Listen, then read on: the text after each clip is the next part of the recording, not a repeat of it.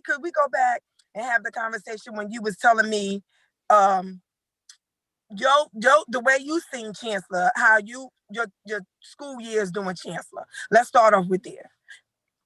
Okay, so like, well, from third grade to eighth grade, during those years at Chancellor, it was like, I guess I could say like it's murky now because of what I was feeling during that time. Like I was going through like a lot of depression. First, Mm-hmm. I had stuff going on at home that a lot of kids my age at that time was going through, and also I was dealing with with bullying, and also had a like my whole family went to Chancellor, so trying to break out of that shadow was kind of hard. Trying to find my own place in the world, and Yeah. then just like I said, like the bullying added to that because I went through it, but I didn't never admit it to myself that I was bullied because I never thought like I was weak enough to be bullied. Not that anybody that's bullied is weak. It's just that at the time, as African American male, it's not really favorable for us to show emotion or to be affected by things. So I thought at the time, hey, I gotta be strong. I go to school, I'll get through it. It's only from 8:25 to 3:30, so what's the I can make it through. But I didn't realize that my eighth grade graduation, I looked around the stage and like almost like disgusted, like like not at them, just I was like so angry, and I Mm-hmm. was mad at myself for feeling that way because I let all those feelings accumulate, and I was just like super angry when I graduated. I didn't like anybody in the school. I think the only two people I wanted to talk to was you and Mr. Smith because y'all are two people who believed in me in terms And of who like was even when I Mr. didn't. Smith? Who was Mr. Smith? He was the seventh and eighth grade history teacher and also the basketball coach Okay. when I played basketball, he always tell me how much he believed in me, and you always tell me how much like you believed in me even when I didn't think that I could express myself or do certain things. So yeah. Absolutely.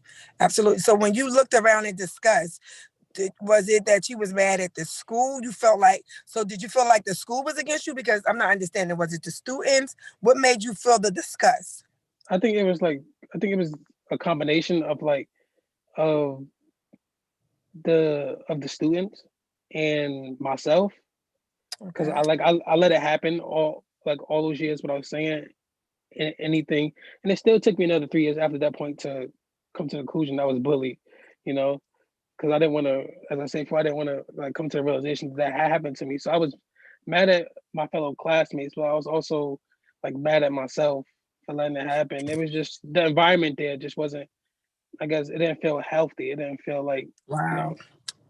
So let me ask you a question. So because back then you was with Miss Burgal, right? And she was the resource teacher. And even with me, because once you told me this story, I was like amazed because one thing with drama club, I definitely didn't play bullying, right? And if something happened, or if a kid even doing lunch duty, if something happened, I would nip it in the bud. And so when you told me this later, like like last year, I was like, why? You never told me. You never said anything. And even though you said you will look forward to after school, that was your like your escape, coming to after school, you never showed. So this is what I'm gonna say too. So I remember when we did our first performance, and your aunt and your family came, and they had balloons and roses for me, and Miss Begal and the teachers, Miss Gilliam, I remember it so well. They were amazed, and they came to me, and some were crying because you was the type of kid that very talked, and the fact that you, I guess, was getting bullied and then you kept it to yourself. They was like, they never even seen you utter a word. Now, Miss McGow, of course, she did because she was your teacher. But the other ones was like, he talked. So when you was on the stage and you did your part, and it was at that point, I remember a part that you had with the fathers, and you was like, my father didn't even acknowledge me, and you had that skit, and it was like you was so powerful, and most of everybody who did their parts, I guess, could relate to it. And so they was like blown away, like, oh my God, he talked. How did you get him to speak? So then I knew that the drama club was doing something, right? And that's what I wanted to do. I encouraged the ones who was going through things or who I felt that was like secluded like you, would be to yourself. I wanted you to come and express yourself, right? I would teach them that you were loved, that you were beautiful, that you were powerful. And I would say all that and we believed it. And a lot of them wrote back that what they liked about it, it was that we were a family, right? And that's how they looked at it. Drama Club was a family. We loved each other. Did you look at it like that? I definitely looked at it like that. It felt like I felt like everybody in the drama club. I don't feel like we would have met or even talked to each other if it was just like a normal like school day. I feel like we were brought together by a drama club, and also our like common pain that we felt of going through the we had going through. Because honestly, to tell you the truth, we were way too young to be going through the stuff that we was going through. So like we was all shared in that experience, and the fact is we didn't normalize it. Like we knew that it was a problem and we pointed out that it was a problem because you had like adults in the crowd. You had some important people come say that they was touched by it, because like it was real pain. And I think all of us felt it, and it felt like a family, a community. I felt like it was the one place at school where I could be myself. Like I could laugh. I didn't have to hold myself to a certain standard because like usually when I started in chancellor, I was very quiet just because of the fact Mm-hmm. that I didn't want to cause anybody any problems. So I thought if I was silent or I just did what the teacher told me to do, nobody would say anything. I didn't want to call home. So I thought, I'll just be good, and it got that right reputation that I didn't talk, you know, Yeah. and Yeah. I had to keep it up because I felt like if I talked, if I was myself, maybe I get in trouble. You know what I mean? Like, yeah. So let me ask you a question. So on top of and what people need to know, and I'm quite sure your mom wouldn't mind. Javon mom at that time was heavily addicted to some drugs. And I remember the show, and even though she was addicted to drugs, she showed up at the performance. And so that was one of my qualifications too of being in the drama club. On the application, I said that the only way that this child could be in a drama club is the family had to support them. The family had to come to the show. And so that made all my shows crowded, number one. That made them crowded. But when she came, and even though she was going through what she was going through with the drugs, she hugged me and cried to me, and even we had a award ceremony, and she said that stuff was about me because we did shows or we did skits about mothers on drugs, and so for her to be able to see it, and then later down the line get her life together, and one day on Facebook she wrote a little post to me, and even your aunt, and talked about how I helped her. We helped her change her life, and to me, what we don't have now. Back then, we had a village. We looked out for each other. We was Exactly. there for each other. Like we didn't shun her because she was on drugs. We looked at it knowing the skits that I wrote that it was a disease. It was she couldn't help that, right? So even and we noticed even the parents that, for example, like you, the students who parents was on drugs or going through things, they loved their parents, and you loved your mom, you loved your aunt, and you loved all of them. And no matter what they did, y'all forgave them. And if and I'm gonna ask you this, if it's somebody that can see this that's going through the same thing that you were going through back then, even with bullying, not telling nobody, what would you tell them today? Matter of fact, let's not do that. What would you tell your younger self back then? Now, what would you say to that person today? Little Javon. Um, I guess that it's okay not to be okay. That Right. it's okay to be angry. It's okay to feel emotions that you don't think is okay. Like it's okay to be angry at your mother, but also know that you can also forgive her in the future. Being angry at somebody in the moment does not say that you can't forgive them in the future. And it's okay to tell people, to talk to people about your emotions. That you should be yourself and instead of trying to fit into the image that you have of what's being good or what's acting right. And there's like go tell the teacher. I think that's one of the most important things I would do. Go talk to somebody. I wish there was many days I spent a lot of time in your classroom slash office, but looking back on it, I wish I would have spent more time in there. So I'm like, hey, look, this happened to today. I'm not feeling good today. My aunt's death affected me this way. I I went to like severe depression after my aunt died, and it was just like I wish I could tell myself like just let it out. like I cried, but at the same time, I got confused by my emotions, and for a long time I locked my emotions up in terms of I try not to feel much, or I started playing a part. So I would tell myself, feel everything that you're feeling, feel the heartbreak, feel the things those kids did to you, and talk to somebody about it. I think that's the message I would have by myself. Okay, but so also the message to the bullies. What would you say to the bullies to make them not bully again or even to feel your pain? Because now we're going back to drama club. Remember when I used to say let's battle? So let's Yeah. now we're gonna take this back. If we just want we're gonna give one of the bullies a name. And we're gonna give them the name, and it is not no, it's not no Kenneth, but I'm just saying. So I'm gonna be Kenneth and say Kenneth was bullying you, and today I'm Kenneth. What would you say to me? What Um, would you want me to know about what I did to you? mm, I think I think the only thing I would ask is like, are you okay? Because Wow. like obviously nobody ever asks that question to the bully, and that's why they lashed out. I think a lot of people never heard the question like, "Are you okay?" And you know what? It's okay to not be okay, and it's okay to feel how you feeling, and it's okay to lash out. But before you lash out, make sure you know who you're hurting, or make sure you're not making somebody feel the same way that you feel every day. Like, is that the kind of life that you really? Is that the kind of pain you want to inflict on somebody? And could you sleep with yourself? Like, can Yeah, you go and to they sleep say at hurt night? people No, hurt knowing that people. Yeah. a lot of people do. Like there was a time when I was hurt, and I probably said some things to people, or I lashed out at family members because I was hurt.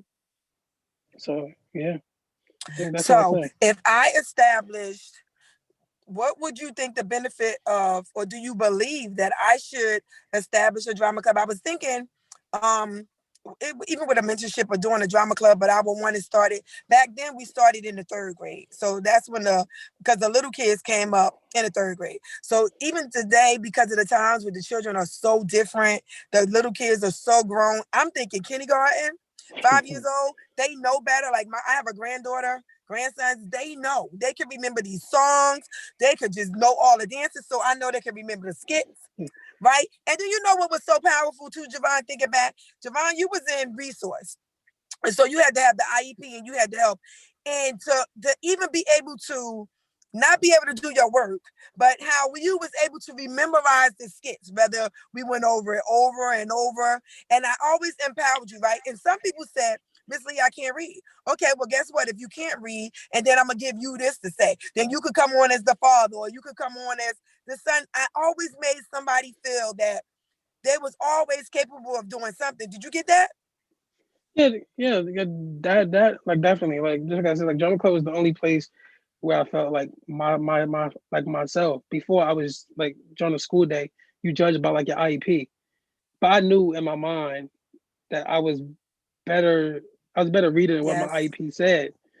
So when I was able to do drama club, I was able to be myself in terms of I'm reading this based off the reading level I know I can read at, not at what a social worker told my aunt or told anybody. Like so. absolutely. So that first day that you did drama club, do you remember that very first show? And everybody was like so amazed. At that point, did you feel? How did you feel? Did you feel like, wow? Well, how did you feel? I felt relieved. Also, I was scared because I was sweating, but I felt excited. Actually, it was one of the few times during those years that I felt excited. And I also had like a reflection moment. 'Cause I remember Okay. it started. I remember the drama club started like my very first year as this long piece of paper. You wrote a whole poem, and you said you got to read this part. I said I'm not gonna remember this. I said ain't no way. So I kept reading. I used to read it before I went to sleep, and then to finally say it on stage, it was like, yo, that made an impact on me because like I really did remember it, and it really felt, I really felt it. So And that teaches you practice. Practice make perfect. Right? Even the days of rehearsal and we going over and we going over. And if they couldn't get it, I said, okay, let's battle.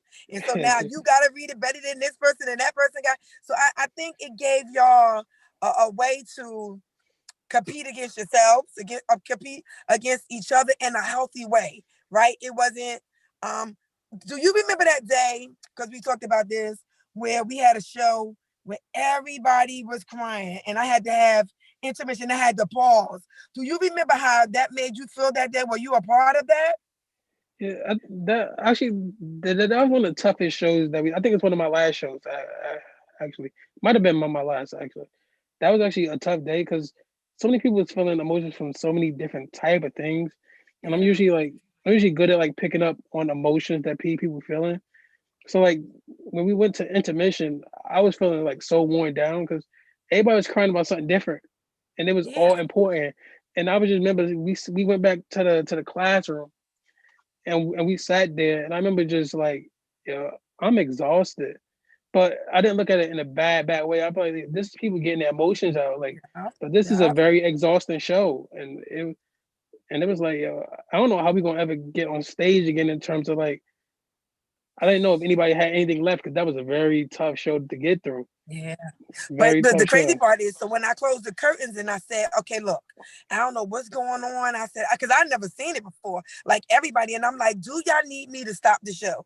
Do y'all want me to stop the show? Everybody said no. We pulled ourselves through and we were able to do it. But it was emotions, like you said. This one was crying because their father didn't show up. This one was crying because their mother wasn't there. This one, somebody was sick. It was just so much. And even with the poems that I wrote, and I want to say this too, the drama club was based on the poetry that I wrote, right? And the people read it. Like I read one last on our last Zoom, and a friend of mine said, "Can I ask you a question?" He was like, "Your mother was on drugs?"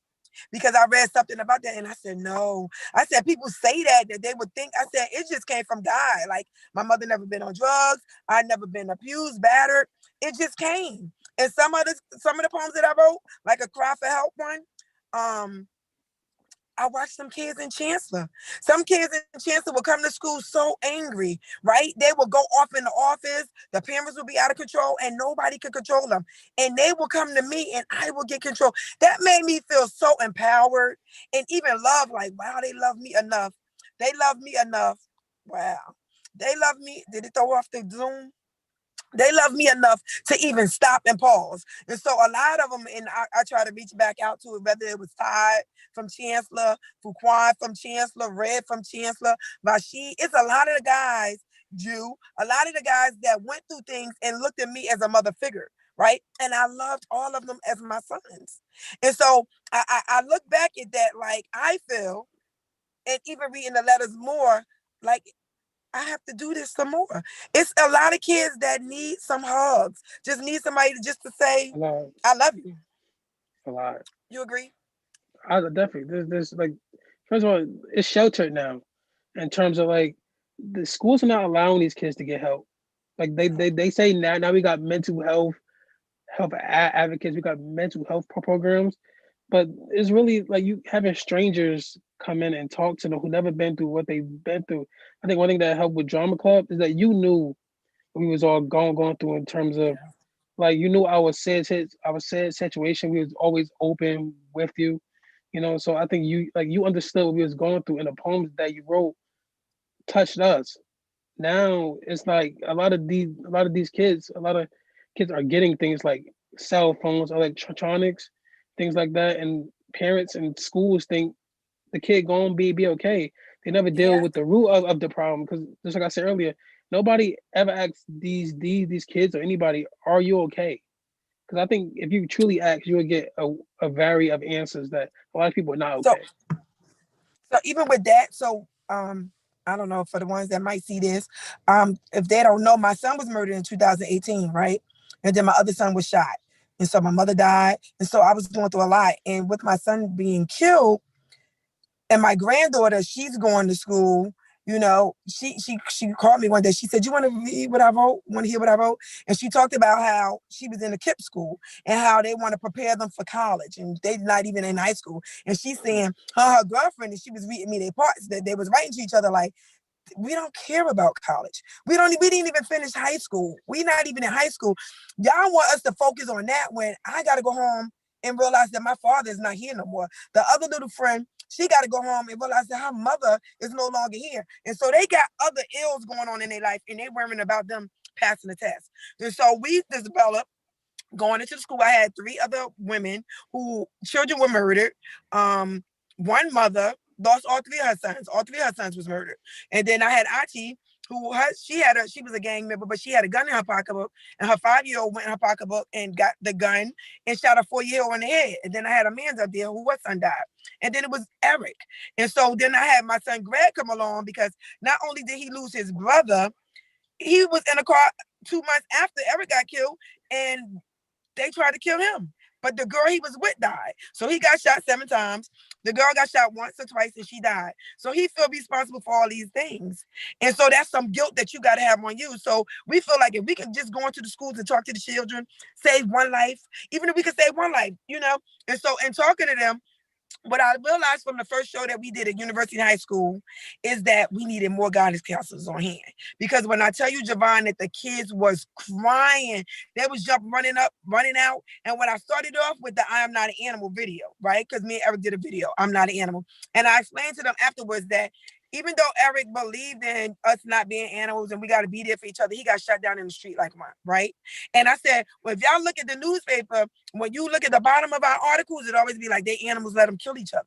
And so I said, how many people in here lost somebody in the immediate family? Your brother and sister been murdered, stand up. How many cousins stand up? How many going through depression? How many doing this? Listen, when I finished asking the questions, the whole audience was up. And I did that for the principal to see that these children are hurting.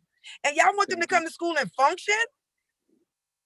And so that's my message. That's what I want to do. I want to get out there. I want to get some awareness. Hopefully you could be a part of it. I need to bring people along that who've been through it, who know that drama club really could help somebody, right? Yeah. Bring them out their shell, bring them to voice their opinion. And so, you know, I appreciate you coming on here. Is there anything else that you would like us to know? I want to say this. I think especially after, was it yesterday, the day before, yesterday with the Okay. whole storming the Capitol thing. I think Mm-hmm. like these last 4 years, I think I think a lot of kids, like especially children, they've seen how adults have acted, and it hasn't been the best example on how to be an adult or how to be responsible. They've seen a president, the leader of their free world. They've seen him act like a child, and spew hatred about just because you're a different skin color. He called what happened. He called those people that invaded the Capitol very special people. Uh, Wow. That? and, and he called the people who stood for Black Lives Matter. He called us rioters and terrorists and different things like that. And I feel like the drama club, to build a community, and like the black community where kids could see like there are better people than what you see on TV. Like, you know what I mean? Like there are leaders here like you who are here to inspire people, who are here to help them, you know? So yeah, that's basically it. So let me ask you a question about this, as far as our community go. So you know how they say Black Lives Matter, right? How do you feel about? Because I have an opinion on it, but how do you feel about? So I feel like they say Black Lives Matter when a cop kill us, but how do you feel Definitely. about us killing us? I always use this quote. I'm like, Black lives can't matter to Black lives matter to Black people. Like Black lives really gotta start mattering to Black people. We have the same people doing protests when another Black man shoots another Black man. Like there should be no reason we have this many Black men killing each other. We're already in a minority, like as a race in this country, and we just taking our own selves out. Yes, they are helping, they are helping, but there is no reason. There's no reason why you should have lost your son. There's no reason why any Black mother should have lost their son due to gun violence by most likely the hands of another Black male. We are brothers, and what's the point of killing each other? We gotta help each other, gotta have each other backs, but instead we doing a job that they want us to do. We taking each other out of here, and it's frustrating to me because I see the tweets. Like I'm on Twitter, Instagram. I'm not on Facebook as much, but I'm on Twitter and Instagram. And And tell you us see, about your podcast. Tell us about your podcast that you do too. Matter of fact, promote yourself. Tell me about your podcast. okay, if you ask it, let me start. I have the Absolutely. podcast. I have a podcast called like Crown Dreams podcast. It's a podcast where I express myself on things that that affect me, whether it's life, whether it's like politics. I don't really like to touch on politics that much, but if it affects me that day or that week, and I feel like I need to talk about it, and I do it on a podcast, and I'm only 4 episodes in, but I use it to try to have something that I never had when I was young. I was never strong enough to have, which is a voice, which is like almost an extension of Drama Club. Because Drama Club gave me a voice I didn't have back then, and this podcast is also doing the same thing in a way. Absolutely. And like you said, Drama Club gave you a voice. And once you got that voice, you use it. You were very, very powerful. And that's what I think. If I look back and I got to look at the difference between back then when I was at Chancellor to now, the village. It's not. Back then, we were a village. Back then, we looked out for each other. Back then, if your neighbor was hungry, you fed them. Now it's everybody for themselves. And that's what I think that could be our contribution is that we got to get back with that and be a part of the village. You agree? Definitely, I definitely agree with that. It needs to happen. A lot of kids need it. A lot of Yeah. adults need it too. Yeah, because you know what? Even as far as parenting, remember the poem? Parenting starts at home. So a lot of parents don't know it wasn't classes on it. You didn't have it. Did it go off? Oh, that's just okay. So that's Javon's Crown Dreams podcast. Woo, woo, woo! We just want to like put that out there because when I we grow, appreciate it. he grow. When he grow, we grow.